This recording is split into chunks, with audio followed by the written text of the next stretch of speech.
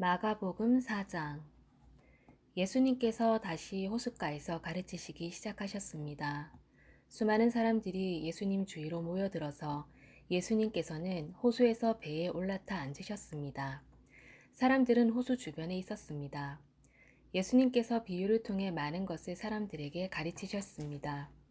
가르치는 중에 예수님께서 말씀하셨습니다. 들어라, 한 농부가 씨를 뿌리러 나갔다. 농부가 씨를 뿌리는데 어떤 씨는 길가에 떨어졌다. 그러자 새들이 와서 씨를 모두 먹어버렸다. 어떤 씨는 흙이 거의 없는 돌 무더기에 떨어져 곧 자랐으나 땅이 깊지 않았다. 해가 돋자 싹이 말랐고 뿌리가 없어서 시들어 버렸다. 또 다른 씨는 가시덤불 속에 떨어졌다. 가시가 자라서 싹이 자라지 못하게 했기 때문에 싹은 열매를 맺지 못했다. 또 다른 씨는 좋은 땅에 떨어졌다. 싹이 나고 자라서 열매를 맺어 어떤 것은 30배, 어떤 것은 60배, 어떤 것은 100배의 열매를 맺었다. 예수님께서 들을 귀 있는 자여 들어라 하고 말씀하셨습니다. 예수님께서 혼자 계실 때 12제자들과 예수님 주변에 있는 사람들이 이 비유에 대해서 여쭈었습니다. 예수님께서 말씀하셨습니다. 너희에게는 하나님 나라의 비밀을 알 수 있게 하였지만 밖에 있는 사람들에게는 모든 것이 비유로 주어진다. 이는 그들이 보기는 보아도 알지 못하고 듣기는 들어도 깨닫지 못하게 하여 돌이켜 용서받지 못하게 하기 위함이다. 예수님께서 사람들에게 말씀하셨습니다. 너희가 이 비유를 이해하지 못하느냐? 그렇다면 어떻게 다른 모든 비유를 이해하겠느냐? 농부는 말씀을 뿌린다. 길가에 말씀이 떨어졌다는 것은 하나님의 말씀을 들었으나 곧 사탄이 와서 그 뿌려진 말씀을 빼앗는 사람을 말한다. 돌 무더기에 씨가 떨어졌다는 것은 말씀을 들을 때 기쁨으로 즉시 받아들이지만 속에 뿌리가 없어 오래가지 못하고 말씀 때문에 환난이나 박해가 일어나면 곧 넘어지는 사람이다. 가시덤불에 씨가 떨어졌다는 것은 말씀을 듣지만 세상의 염려와 재물에 대한 유혹과 그 밖에 여러 가지 욕심이 말씀을 가로막아서 열매를 맺지 못하는 사람이다. 좋은 땅에 씨가 떨어졌다는 것은 말씀을 듣고 받아들여 30배, 60배, 100배의 열매를 맺는 사람이다. 예수님께서 그들에게 말씀하셨습니다. 등불을 침대 아래나 돛박 밑에 두겠느냐? 등잔대 위에 두지 않겠느냐? 숨긴 것은 나타나고 비밀은 드러나게 마련이다. 들을 귀 있는 사람은 들어라. 예수님께서 그들에게 말씀하셨습니다. 너희가 듣는 것을 마음에 새겨라.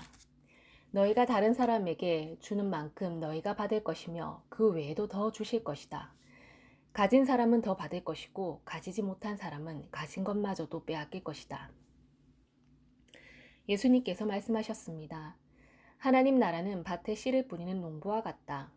밤낮으로 자고 일어나는 동안 씨가 싹이 나고 자란다. 사람은 그것이 어떻게 자라는지를 알지 못한다. 땅은 저절로 열매를 맺게 한다. 먼저 싹이 나고 다음에는 이삭이 나오고 마침내 나달이 여문다. 곡식이 익으면 농부가 와서 낫으로 그것을 거두어 들인다. 그것은 추수 때가 되었기 때문이다. 예수님께서 말씀하셨습니다. 하나님 나라를 무엇에 빗댈 수 있을까? 무슨 비유로 설명을 할까? 하나님 나라는 겨자씨와 같다. 겨자씨를 밭에 심을 때는 밭에 심는 씨앗 중에서 가장 작다. 그러나 심긴 후에는 그 어떤 밭 작물보다 더 크게 자란다. 커다란 가지를 내어 하늘의 새들이 그 그늘에 둥지를 틀 정도가 된다. 예수님께서는 많은 비유를 사용하여 사람들이 알아들을 수 있도록 말씀하셨습니다. 비유가 아니면 말씀하지 않으셨으나 제자들에게는 따로 모든 것을 설명해 주셨습니다. 그날 저녁이 되자 예수님께서는 제자들에게 말씀하셨습니다. 호수 건너편으로 가자. 그래서 제자들은 사람들을 남겨두고 예수님께서 배에 타고 계신 그대로 모시고 갔습니다. 주위에 있던 다른 배들도 따라갔습니다. 그때 매우 강한 바람이 불어와서 파도가 배 안으로 덮쳐 들어왔고 물이 배 안에 차게 되었습니다. 예수님은 배 고물에서 베개를 베고 주무시고 계셨습니다. 제자들이 와서 예수님을 깨우면서 말했습니다. 선생님, 우리가 죽게 되었는데 돌아보지 아니하십니까? 예수님께서 일어나시더니 바람을 꾸짖고 호수에게 명령하셨습니다.